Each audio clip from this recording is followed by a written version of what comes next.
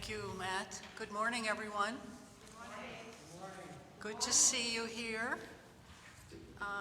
Welcome to those who are actually present here in the sanctuary and to those who are listening to us on WERS. And also those who are listening and seeing us on Facebook. We are located at 66 Marlborough Street in Boston, and for those who are in the vicinity, we look forward to seeing you one day soon here in the sanctuary. We are welcoming today as our service leader, Matt Meyer, who you've already heard this morning. Thank you, Matt, for that drum prelude. Matt is a lifelong Unitarian Universalist with a long background as a musician and a worship leader for UU congregations. Matt lives in Boston, but travels as an itinerant worship leader, bringing the good news of Unitarian Universalism to hundreds of congregations all over the country. We also know him as the Director of Operations for Sanctuary Boston, a contemporary UU worship community with rockin' music and engaging worship. Sanctuary Boston meets here in our First Church Sanctuary every third Wednesday of the month. Sanctuary Boston worship is centered in music and ritual and is a multi-generational community that centers the experience and leadership of young adults. You may have noticed the book table as you entered the sanctuary, where you can see and purchase, if you would like, Matt's children's story, Desmond Gets Free, which was recently published as a book by Skinner House Press. To get a copy for a child, a teacher, or any justice maker in your life, you can buy one here in the narthex after the worship service. We're going to go now to our opening hymn, and then we will do the opening reading and chalice lighting. Put your roots down, put your feet on the ground. You can hear what she says if you listen. At Sanctuary Boston, we have a saying, let's begin with some singing. And all of our music is participatory community singing. And so this morning, I invite you into that spirit. Whether you're here in the room, I invite you to sing along. Those of you joining online, this is a great chance to try out some harmonies you might not have been so bold to try if others can hear you. So this song goes like this. Put your roots down, put your feet on the ground. You can hear what she says if you listen. Let's try that.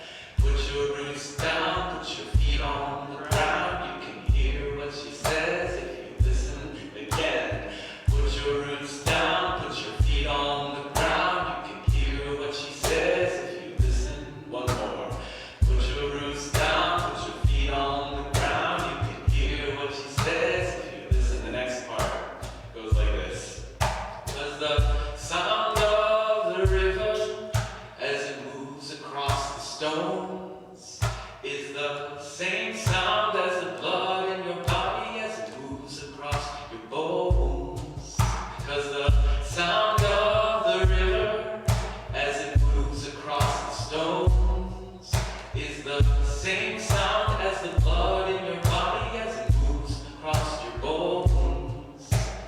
Put your roots down, put your feet on the ground. You can hear what she says if you listen. Put your roots down, put your feet on the ground. You can hear what she says. Cause the sound of the river as it moves across the stones is the same sound as the blood in your body as it moves across your bones. Alright, I invite you to rise in body or spirit. That goes for you at home. This is a good chance to dance around the living room. We're going to pick up the pace a little bit. And for all of our songs today, I invite you to sing out if that's what moves you. But you're also welcome to sit in contemplative silence. You're welcome to try out some new harmonies. Or if the words elude you and you just want to hum along, that's just as good too. Whatever brings the spirit helps you get grounded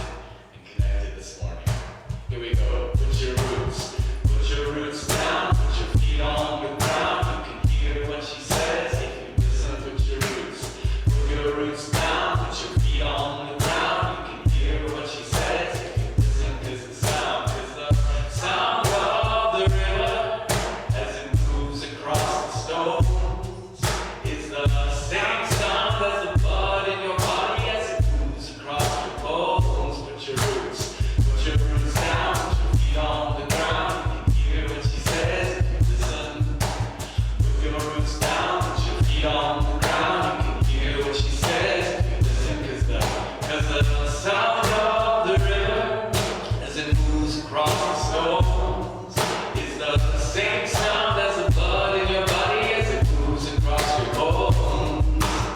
Got it? Here we go a little faster. Put your roots down, put your feet on the ground, you can hear what she says if you listen. Put your roots down, put your feet on the ground, you can hear what she says if you listen, cause the sound of the river as it moves across the stones is the same sound as the blood in your body as it moves across your bones. Put your roots down, put your feet on the ground, you can hear what she says if you listen. Put your roots down, put your feet on the ground, you can hear what she says if you listen. Put your roots down, put your feet on the ground, you can hear what she says if you listen. Put your roots down, put your feet on the ground, you can hear what she says if you listen. Let's take a deep breath, maybe seated as you exhale.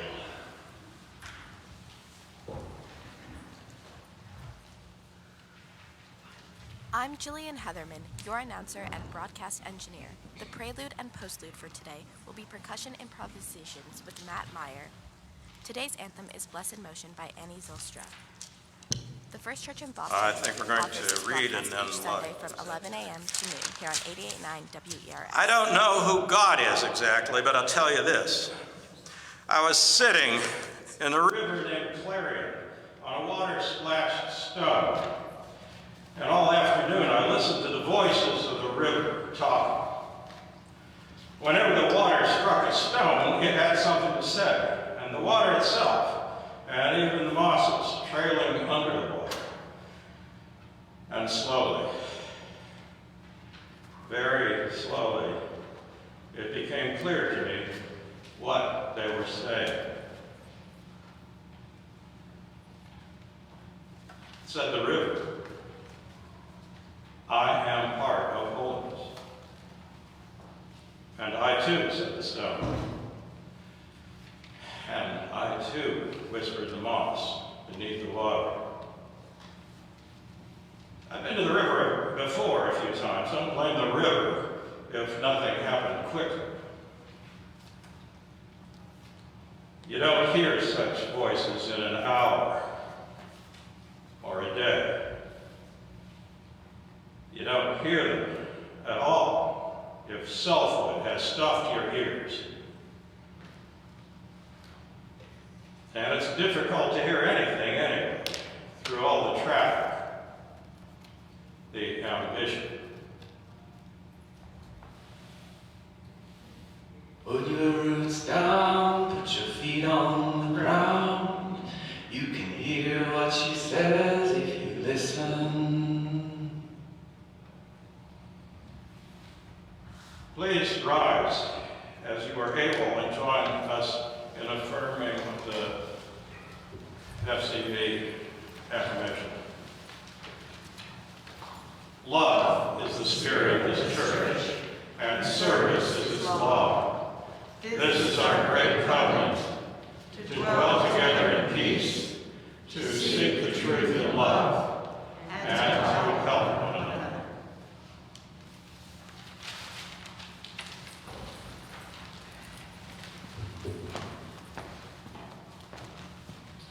Here are our announcements for today. As you have no doubt become aware, the theme of our service today is climate, the climate crisis, and climate justice. Connected to that, mark your calendars that our next social justice community meeting is Sunday, May the 8th, 2 weeks from today after church. Also, on Sunday, May the 8th, which is Mother's Day, the Lewis D. Brown Peace Institute is holding its annual Mother's Day Walk. Some of you have participated in this before. It is the annual fundraiser for the Lewis D. Brown Peace Institute. And as Pam Steele remarked, there's a wonderful feeling and camaraderie in this event. If anyone is interested and hasn't done it before, you can meet with Pam and me on the upper narthex after the service to hear more about it. Its founder is Tina Cherry, who has spoken here in our sanctuary as a part of one of our vigils to prevent gun violence. Another event to mark on your calendars is Thursday, May 26th at 7 p.m. There is a GBIO action, which has to do with the 3 campaigns for GBIO this year: helping returning citizens, mental health care, and the perennial favorite, affordable housing. We'll have more about this, but if you could save that Thursday evening. As you know, with GBIO, numbers are important. This is a hybrid meeting, so you can attend online, and it's going to be held at one of our new GBIO members' congregations in Hyde Park, the Seventh-day Adventist church building there. So we're finding out more about what the COVID precautions will be in that setting, and we'll let everybody know. Our offering this morning will go to Sanctuary Boston, and we'll hear more about that program just before the offering. And next week, of course, there is something happening next weekend here at First Church that many of you are working very hard on, which is the celebration of the 50th anniversary of this amazing building. So please check out the schedule for those events, both Saturday and Sunday. Thank you. Our next reading is 250 Things an Architect Should Know.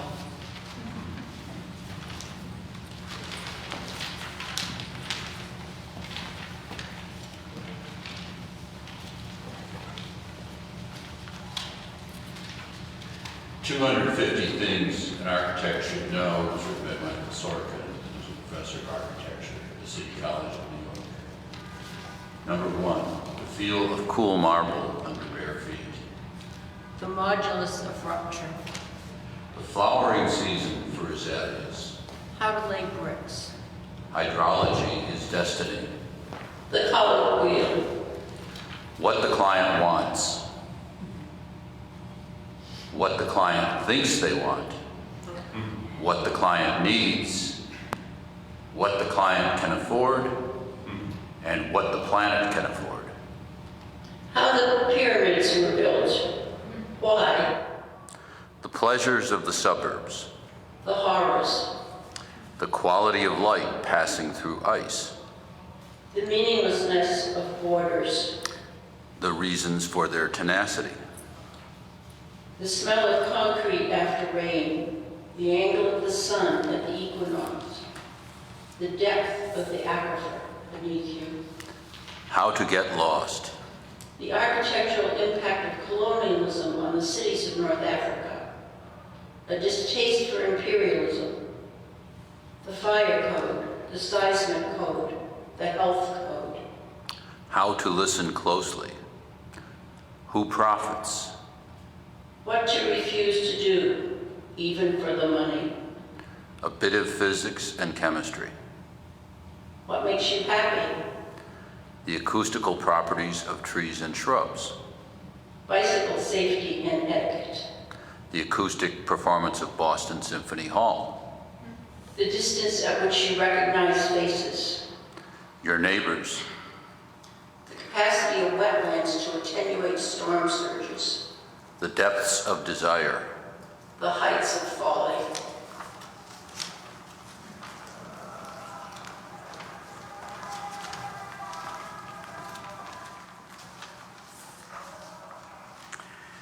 Let us breathe deeply again together. Let us take a moment to be present in this place where for now, at least, there is nowhere else you need to be. Take a moment to breathe deep and be present in this time. For now, at least, there is nothing else you need to do but to be here together. I invite you to join me in a spirit of prayer. Spirit of love that is within us and between us, Be with us as we are with each other this morning, here in this room and connecting from afar. Be with us in the deep gratitude that we celebrate today. Gratitude for flowing rivers singing their songs, for the flowing of blood in our veins, for the blossoming of the trees and the flowers, of greenery that surrounds us and reminds us every year that new life is possible. Be with us in gratitude for this home we share on this earth. We are here trying our best to design a home together, to build a home together, to create affordable housing for our neighbors, to learn to live well on this fragile planet. We are here creating a home by hand, learning how to live in peace, learning how to live sustainably. Spirit of love, spirit of creation, Spirit of peace, be with us as we are with each other in that work, as we are with each other on this journey, as we are with each other finding a way to be at home together on this earth. Spirit of love that is within us and between us, may it be so, and may we make it so. Amen.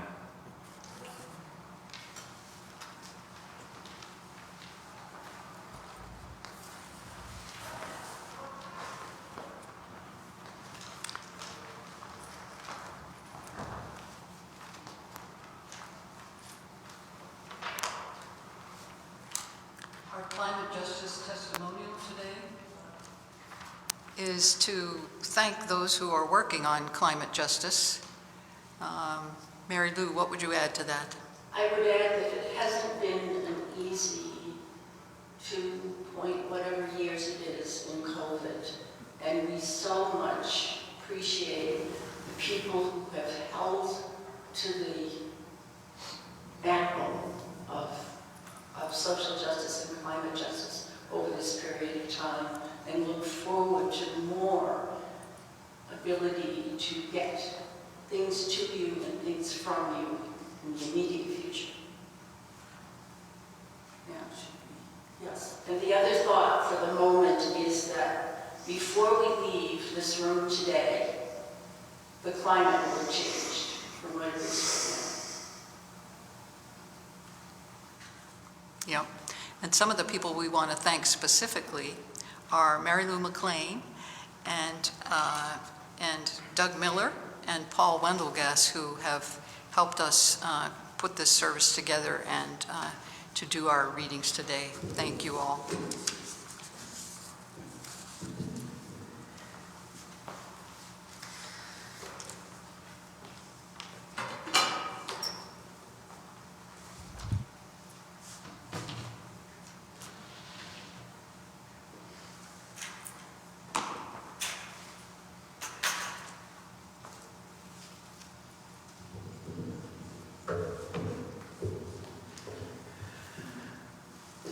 Our anthem this morning is a song by Annie Zylstra. And it was written when she was inspired by the words of Martin Prechtel, as he spoke of what it was like to have survived an earthquake in Guatemala. Prechtel spoke of what it was like to see the ground beneath his feet, that which had always been so permanent and so solid, suddenly rise up in motion. And he said that the myth of believing in solid ground is a myth believed by those of us that live on the earth, rather than living as a part of it. I know that for the last 2 years now, I have been constantly searching for a sense of grounding, even as it feels like the ground beneath my feet is constantly shifting. And I know as I try and find some footing with which to move the world towards justice, to move our society towards sustainability, it feels like things are always shifting. And that's not always a bad thing. It means that there is always the possibility for something new, to build something new together. So if that's been true for you, I invite you into the spirit of this song to be in motion with the earth around us that is ever ever changing, and to be in a movement together.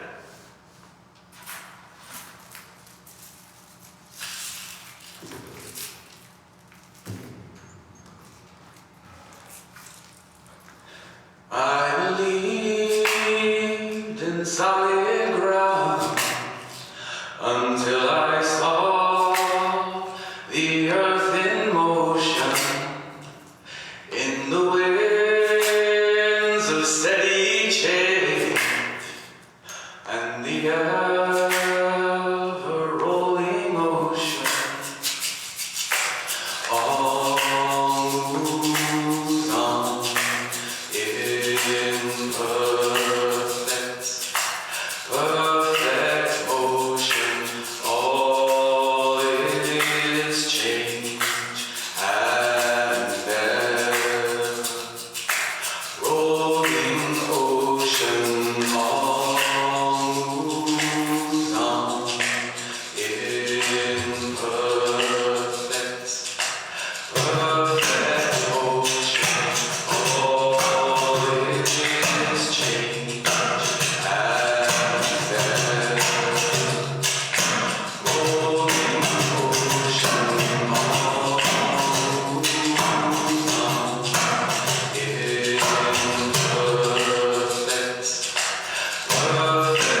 ocean. All is change and rolling ocean. I believed in solid ground until I saw the earth in motion, in the winds of steady change, and the ever-rolling ocean. I believe in solid ground till I saw the ocean in the winds of steady change, the ever-rolling ocean.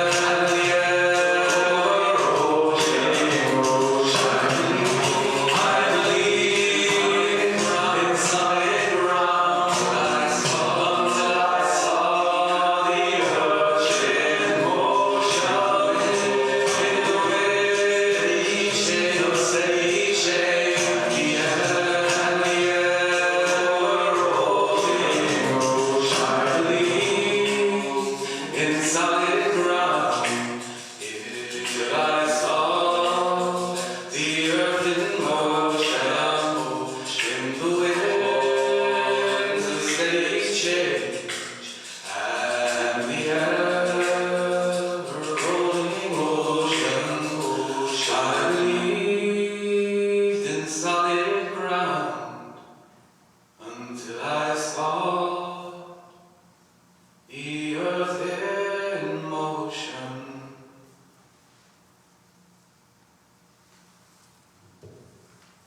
You are listening to the Sunday worship service of First Church in Boston, Unitarian Universalist on WERS. Today's broadcast is brought to you from the Ken Orton Memorial Studio in honor of the original Kyle, radio great. voice of First Church.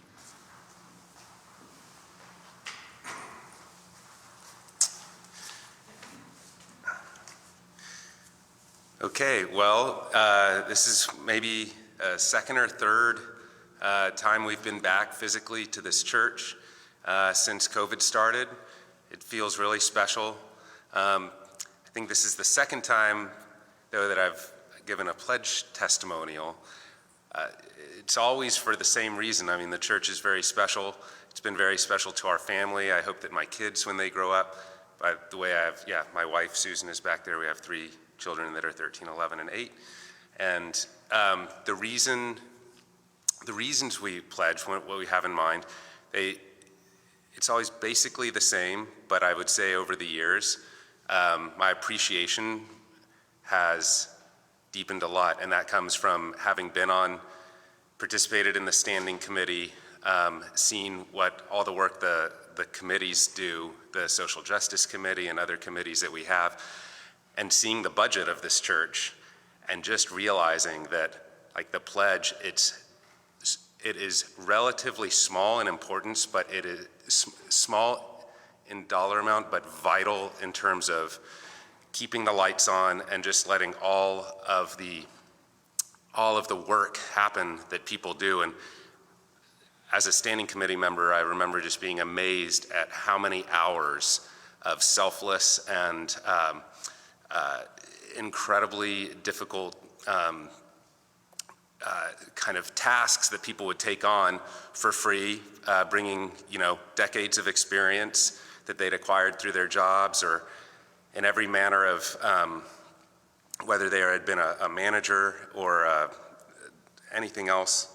And just thinking like, wow, it is amazing what this community kind of brings together. And when I think about pledging, every year there's usually something that's in the forefront of my mind. There have been times when it's been the sublime music. There have been times when it's been just gratitude for getting us through COVID, kind of mentally. But more and more I think this is kind of, the pledge is what keeps the lights on so people can do the work that they're doing all throughout this church.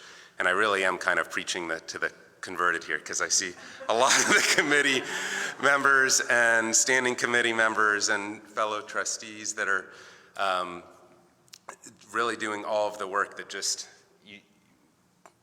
without electricity and without water and without the basic facilities to let us do the Easter lunches and Thanksgiving meals that have generated so many good memories for our family and opportunities for service and community with everybody that's here.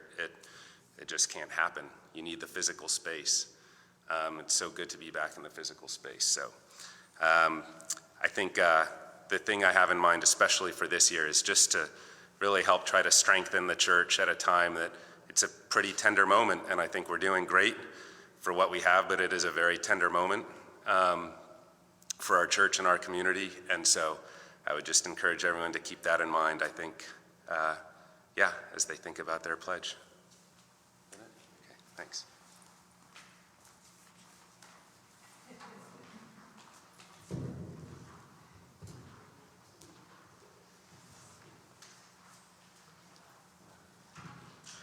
I'd love to share this story with you all. A story I wrote about how change can happen. Sometimes we pretend that these stories are just for children and we share them in worship, but that's not true. We know the adults need them as much as anyone. Now, Desmond the mouse lived in the most beautiful meadow in all the land. Every morning, Desmond would wake with the sunrise and spend the whole day playing in that beautiful meadow. And every night, Desmond would go to sleep under the beautiful starry sky in the middle of the meadow.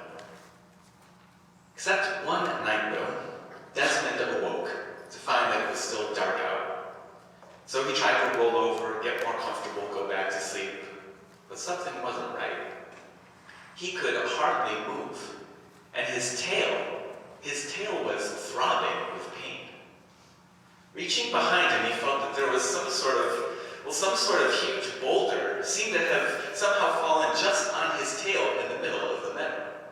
He tried with all of his strength to push it off, and he tried with all of his might to tug his tail loose, but it was no use. He was stuck. Over and over, though, he just tried again and again. He tried pushing and tugging and pushing, till eventually he was just about out of breath when he heard an animal passing by through the meadow. He looked up and saw a giraffe, and he called out, "Oh, giraffe, it seems that some sort of boulder has fallen just on my tail in the middle of the meadow. If you could use your powerful legs to nudge it just a few inches in the other direction, I could go free." Well, the giraffe laughed at Desmond the way giraffes do. "You silly mouse," he said. "That's no boulder that's fallen on your tail. That's an elephant that's fallen asleep on your tail in the middle of the meadow." Well, that seems maybe better, thought Desmond. If you could just gently wake him up and ask him to roll over just a few inches in the other direction, then I could go free. "I don't know about that," said the giraffe. The giraffe said, "I mean, surely you know what they say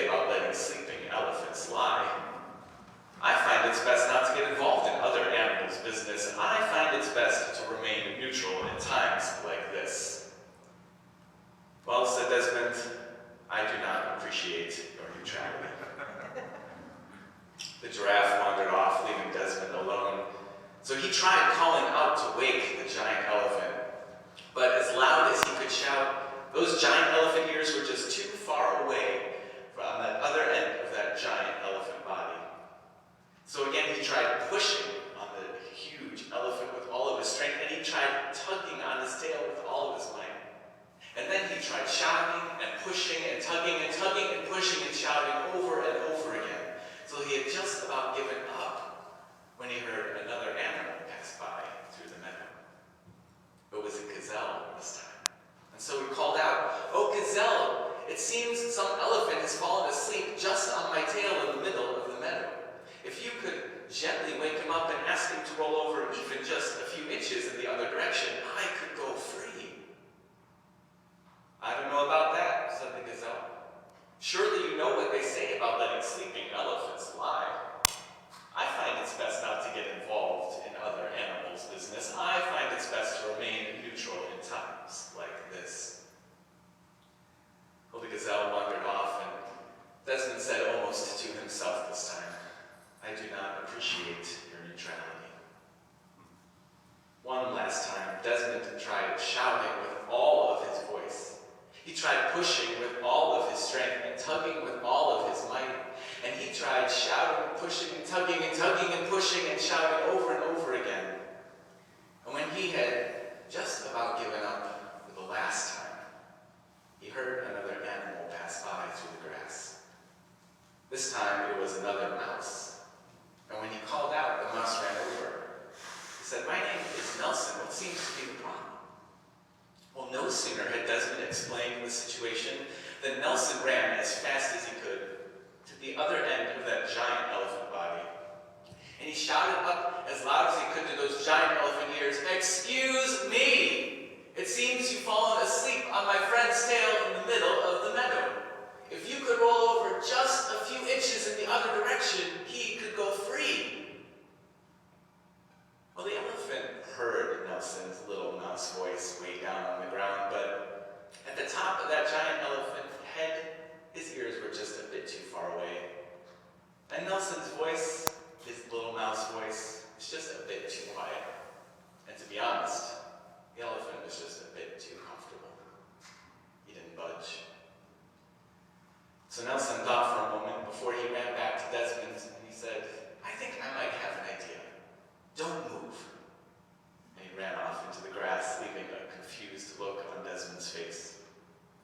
And just when Desmond was starting to get worried again, he saw Nelson emerge through the grass. But this time, he wasn't alone.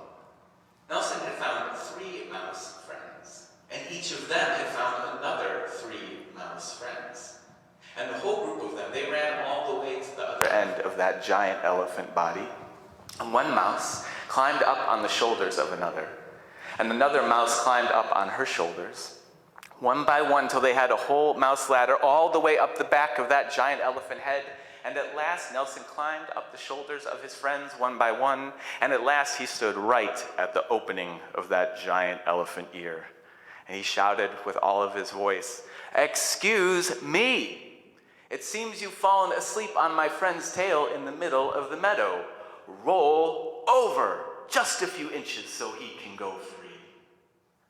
Well, this time his voice was just too loud and just too close to ignore. And so the elephant said, "Ugh," and he rolled over just a few inches in the other direction.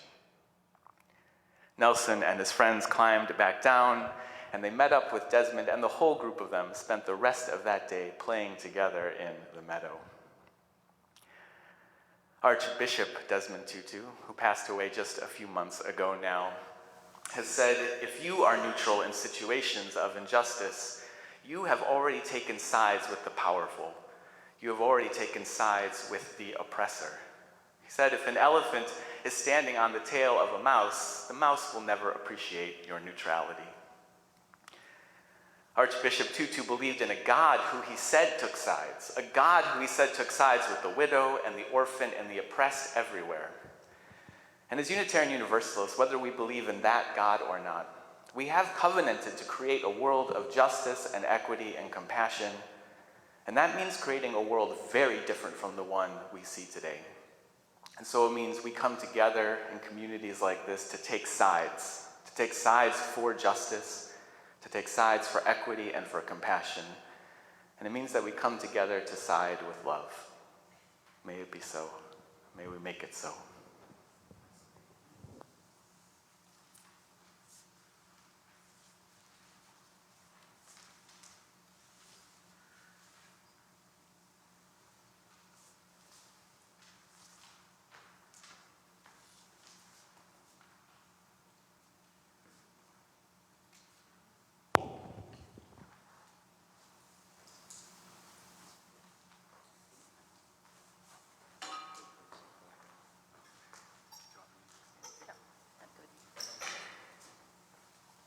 I was away with Desmond, I'm sorry, that little kerfluffle. This is To Be of Use by Marge Piercy. The people I love best jump into work head first, without dallying in the shallows, and swim off with sure strokes almost out of sight.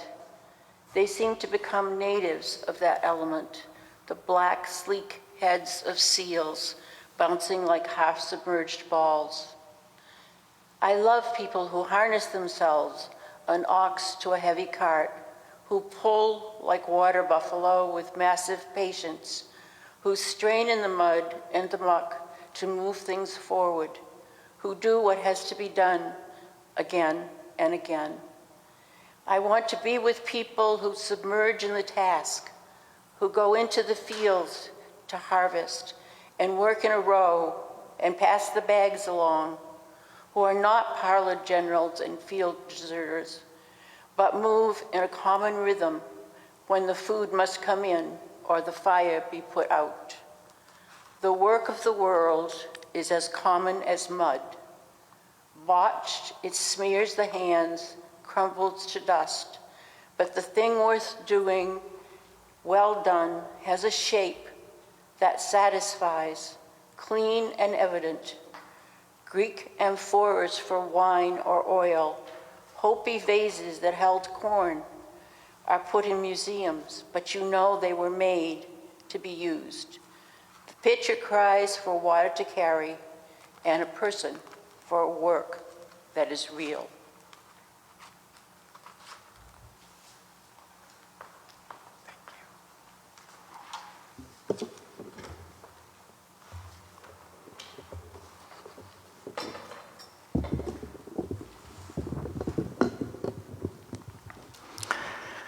The author of this next song, Fea Ora Rose Toure, embodies that line, a pitcher cries for water to carry, and a person for work that is real.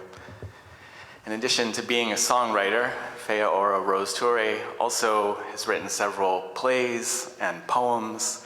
She's also founded numerous racial justice nonprofits and done community organizing. And she also was the first, I guess maybe in her spare time, the first black woman judge of Alabama. And then just recently, in her 80s, in retirement, she was arrested for civil disobedience, protesting for racial justice. There's a river flowing in my soul.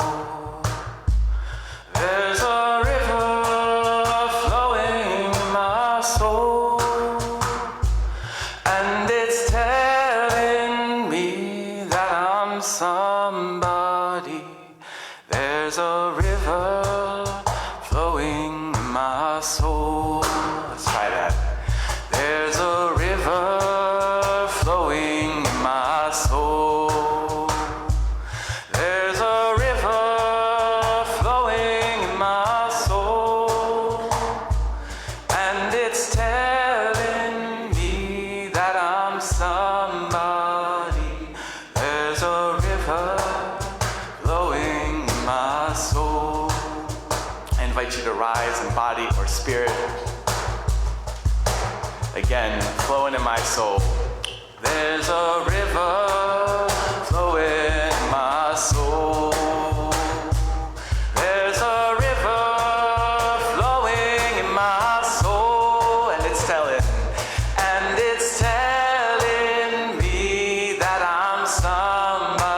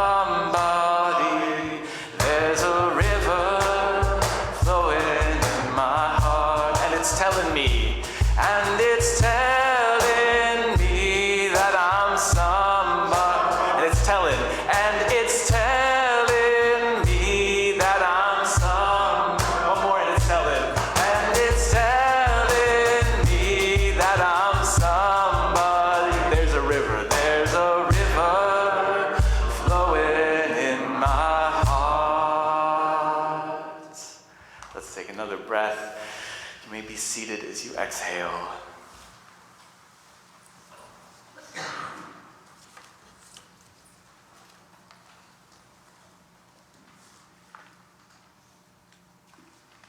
You are listening to the weekly worship service here at First Church Boston, Unitarian Universalist on WERS. I've made my home by 3 different rivers. As a child, my extended family spent some time every summer at a little house in Minnesota on the St. Croix River on the border of Minnesota and Wisconsin.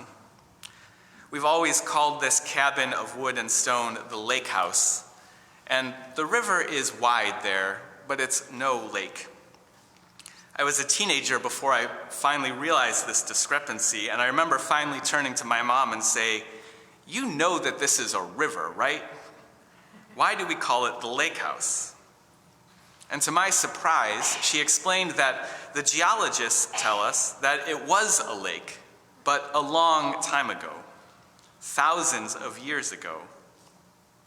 How funny to call this home a lake house, named for something that hasn't been there in 1,000 years, named for something that isn't there now that none of us have seen.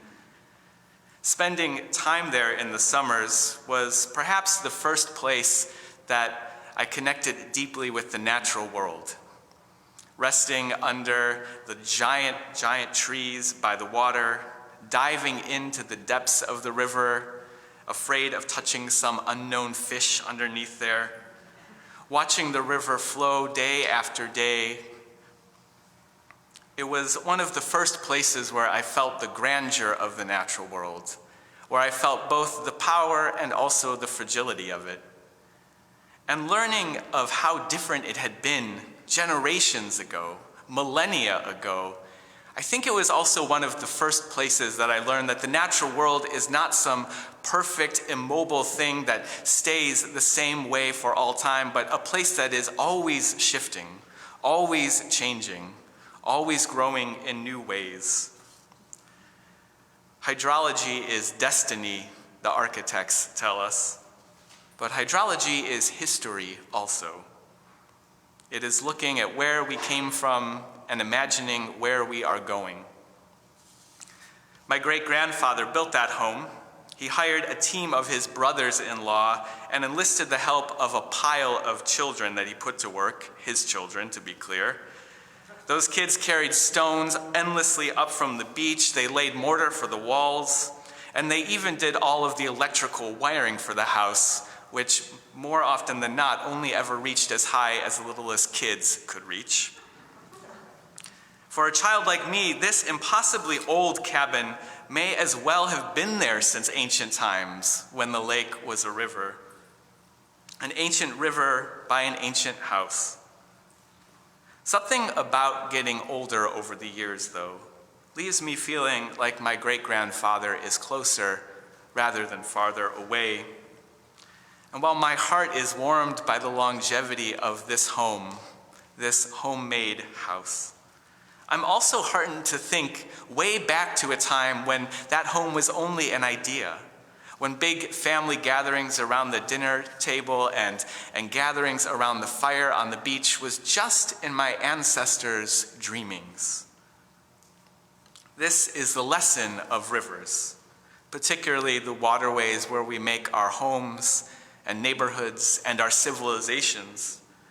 They are constant, and they are constantly changing, history and destiny. When the pandemic arrived 2 years ago now, and we rearranged everything so quickly, I was surprised not only by the pandemic, but by the speed of our collective response.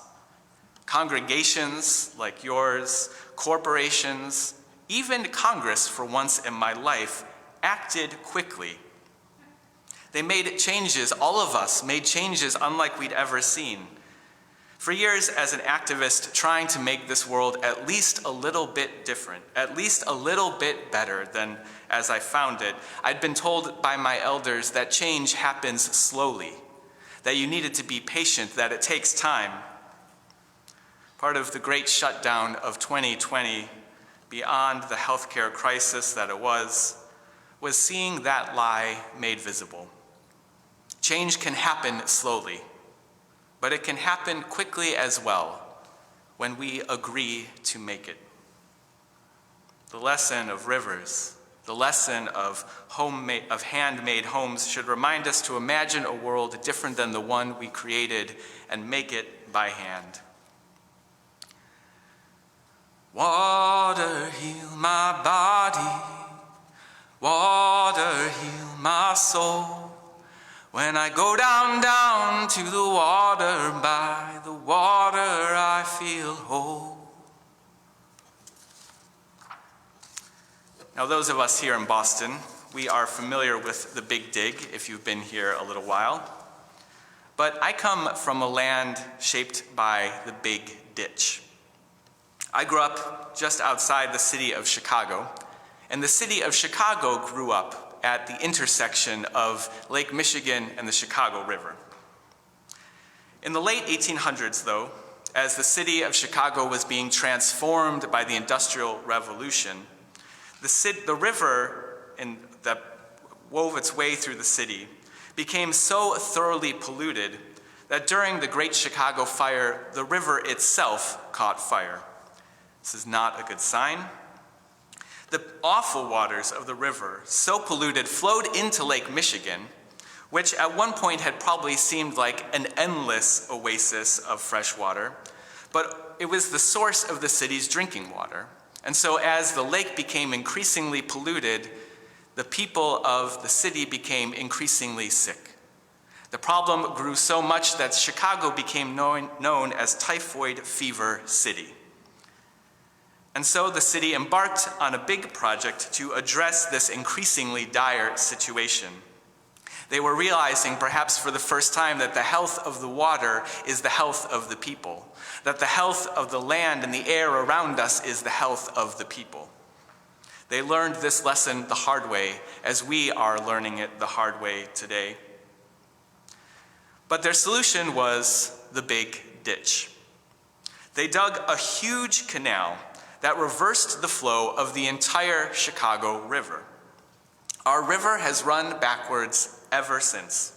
For 130 years, the river has now flowed from Lake Michigan instead of feeding it. And the plan worked. It made for a much cleaner city, much cleaner waters in the lake, and it made for much healthier people. Growing up near the river, though, I never knew how different it had once been. I knew, of course, that the tall skyscrapers of the city were made by engineers and architects and builders. But those same hands, those same people, had shaped the river as well. It's a reminder that things as they are not as they were, and what is not what will be. The river had shaped the city, and the city in turn shaped the river. Now you may be wondering, as I did, what exactly happened to all of that waste once it was suddenly headed in the other direction? Well, you probably won't be surprised to learn that the farmers and other folks who overnight found themselves downstream of Chicago's wastewater were not too happy about it. First, the farmers of Illinois took the city of Chicago to court, and then the entire city of St. Louis took the city of Chicago to court, and then the entire state of Michigan took the city of Chicago to court, suing Chicago one after another after another. How perfectly American it seems to deal with our waste by sending it downstream to someone else.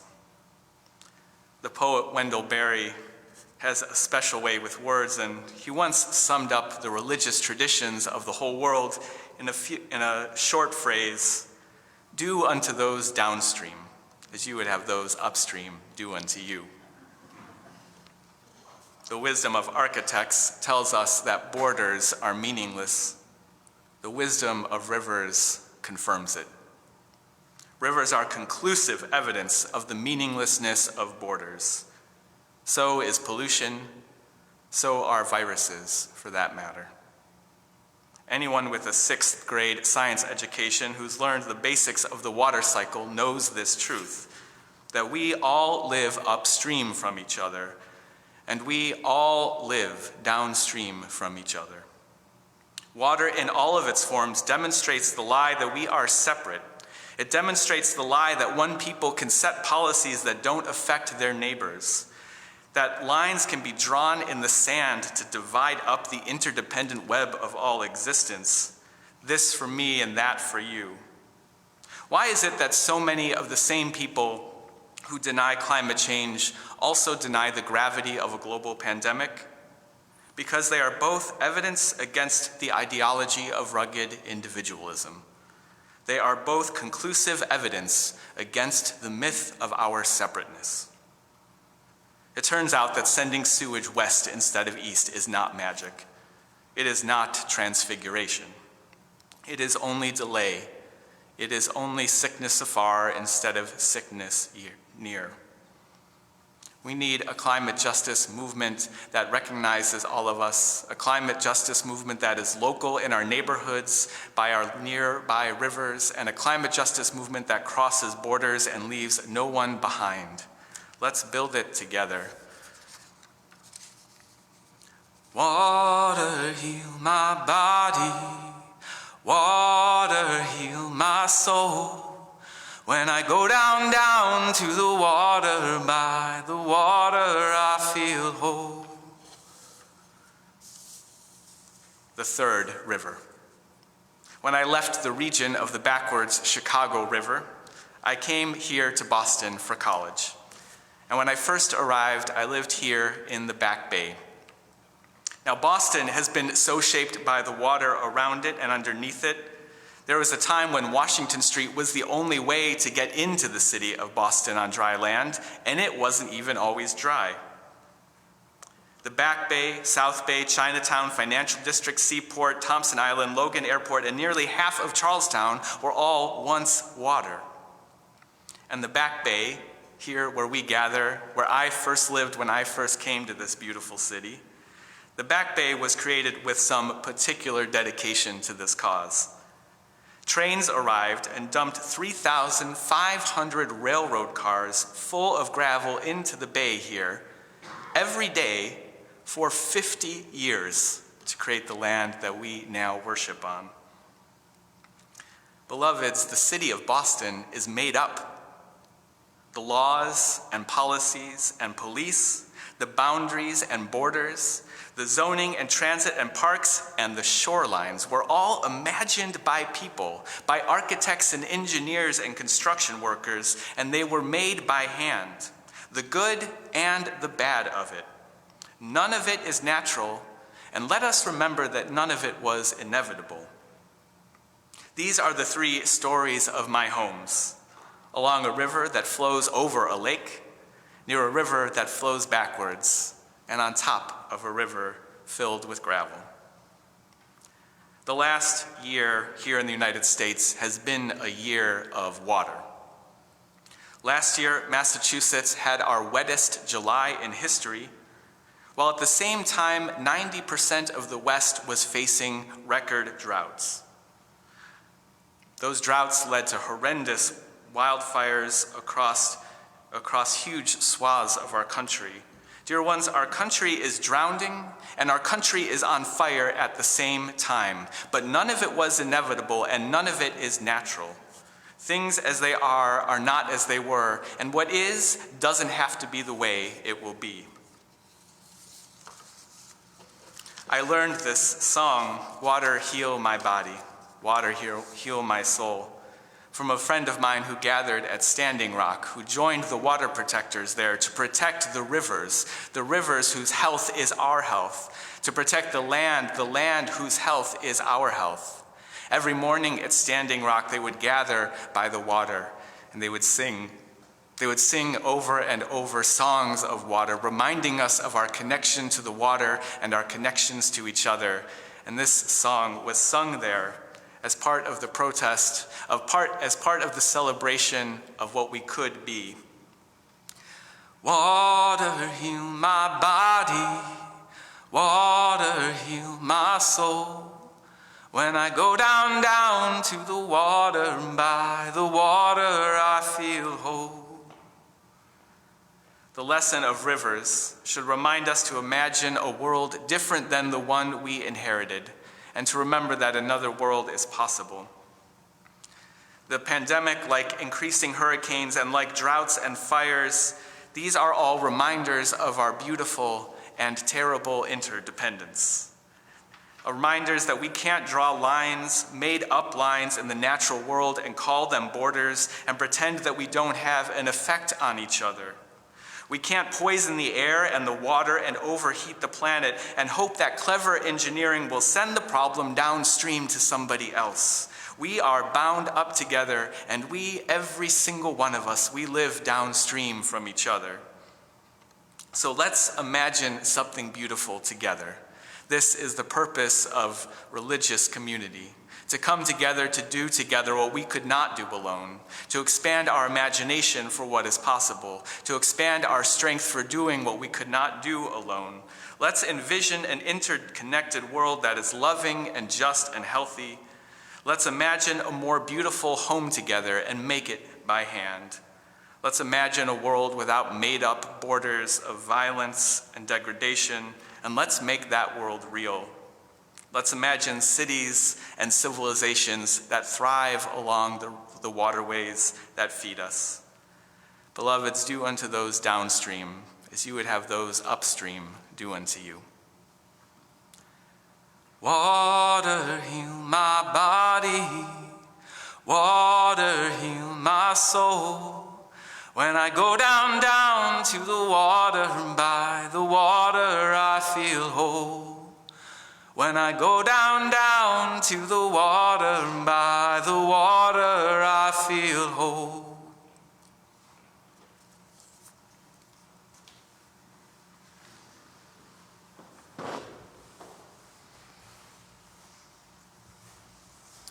Our offering today is going to Sanctuary Boston, which is a partner community of First Church Boston. As we noted earlier, Sanctuary Boston meets here every third Wednesday of the month and is a multi-generational UU community that centers the stories and leadership of young adults.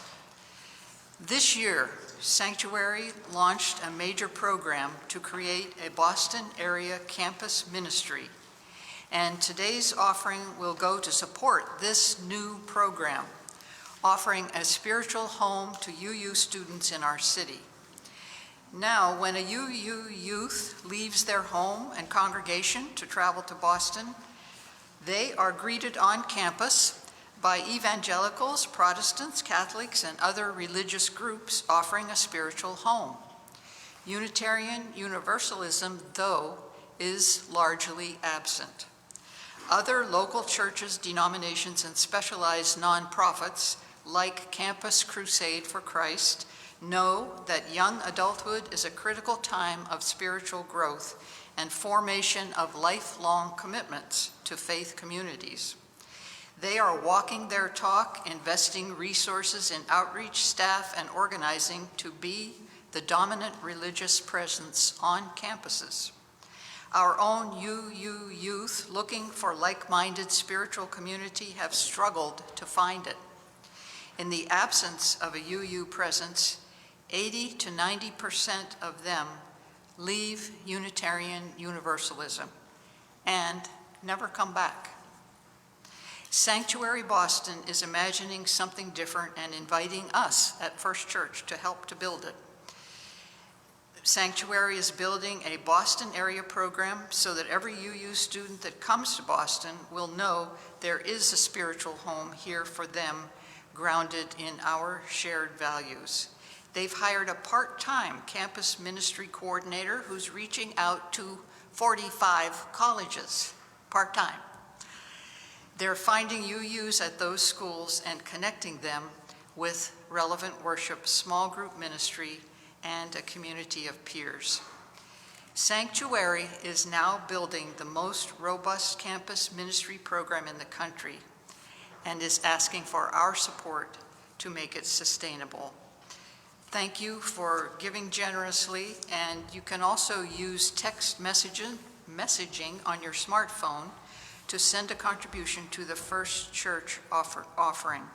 Text a number representing your dollar amount, 5, 10, 20, etc., to 617-917-5610, and you will receive confirmation by email.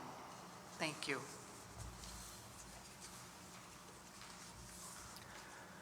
Oye, mi gente, traemos la fuerza.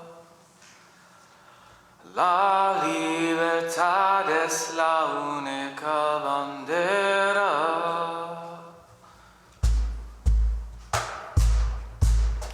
Oye, mi gente, traemos la fuerza. Listen, my people, we bring the power. La libertad es la única bandera. Liberty is the only flag. Oye, mi gente, traemos la fuerza. La libertad es la única bandera. Listen, my people, my condor, my eagle. No human being can ever be illegal.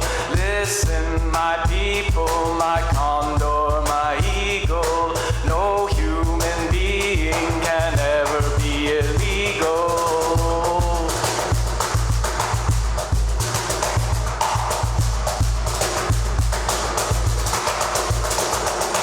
Oye, mi gente, traemos la fuerza. La libertad es la única bandera. Oye, mi gente, traemos la fuerza. La libertad es la única bandera. Listen, my people, my condor, my eagle. No human being can ever be illegal.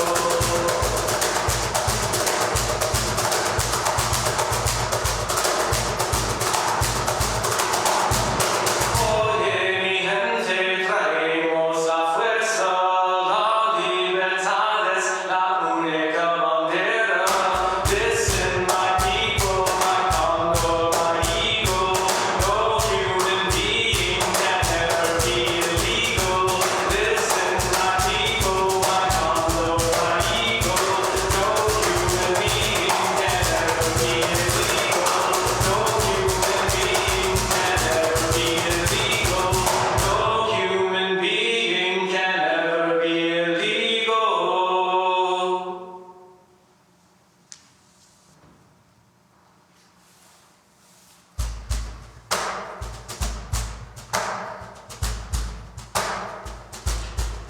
Without piano today, so we're gonna do our doxology call and response. You can just repeat after me and I'll cue you. You ready?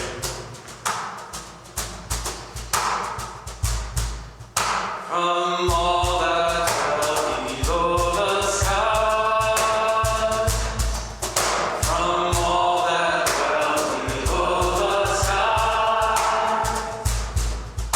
let faith and hope and peace arise. Let faith and hope and peace arise. Let beauty, truth, and good be sung.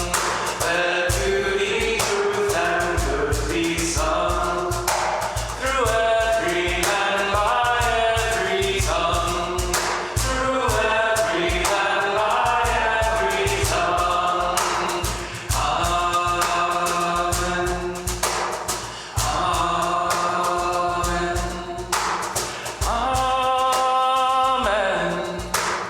Amen. Amen. Amen. Amen.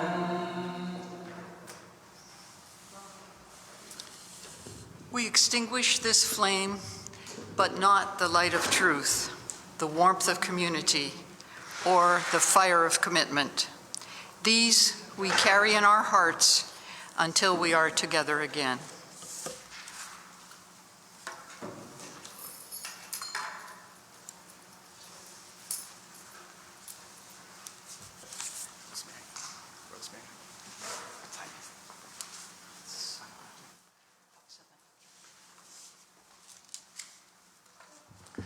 Our closing hymn this morning was written by a Rabbi Menachem creditor after 9/11, a song calling for peace. The words are Olam Chesed Yibaneh, and it means the world will be built with loving kindness. And I love that it's perhaps Unitarian Universalist adjacent because it doesn't quite specify whose job it is to do the building, and it leaves it to us to imagine. Repeat after me, Olam Chesed Yibaneh. Olam Chesed Yibaneh. It goes like this. Olam Chesed Yibaneh. Yadadai, yadadai, yadadai. Olam Chesed Yibaneh. Yadadai, yadadai, yadadai. Olam Chesed Yibaneh. Yadadai, yadadai, yadadai. Olam Chesed Yibaneh. Yadadai, yadadai, yadadai. Let's try that. Olam Chesed Yibaneh. Yadadai, yadadai, yadadai. Again. Olam Chesed Yibaneh. Yadadai, yadadai, yadadai. Olam Chesed Yibaneh. Yadadai, yadadai, yadadai. Olam Chesed Yibaneh. Yadadai, yadadai, yadadai. You sound good. I invite you to rise in body or spirit. And again, as before, I invite you to sing out like you're alone in the car with the radio, if that's what moves you. Try out some new harmonies. If you try a note, stick on it till it doesn't work anymore, and try a new one. Or if you just want to be in silent contemplation, that's just as good. And if the words elude you, if you're still not confident in your Hebrew, you're also welcome to hum along. You ready? Here we go. Olam Chesed Yibaneh. Yadadai, yadadai, yadadai. Olam Chesed Yibaneh. Yadadai, yadadai, yadadai.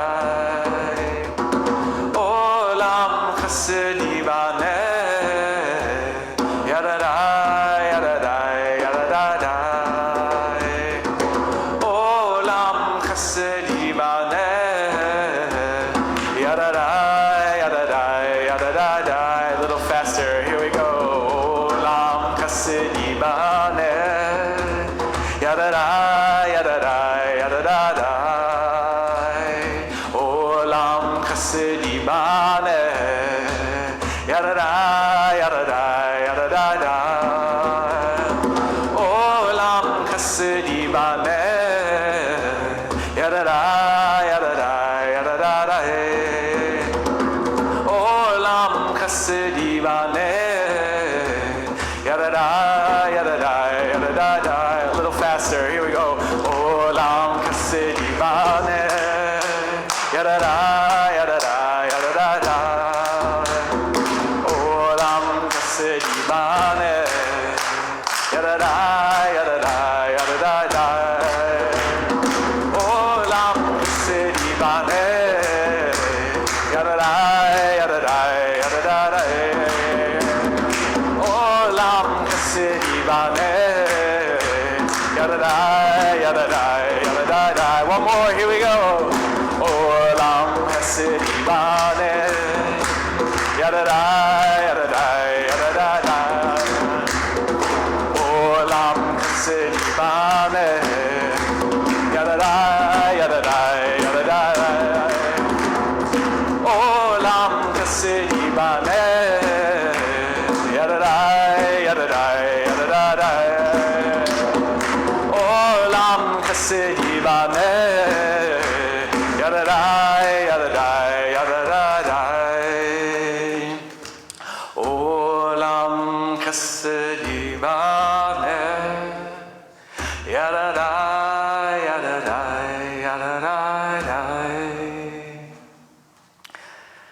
Beloveds, let's imagine something beautiful and send it downstream. Let's create this home together on this planet in peace, in justice, sustainably for generations to come, and let's build it by the work of our own hands, together in beloved community. Let's remember that we all live downstream from each other, and we all live upstream from each other. Dear ones, go in peace, and go in love, and go and be blessed as you are a blessing to others. Amen.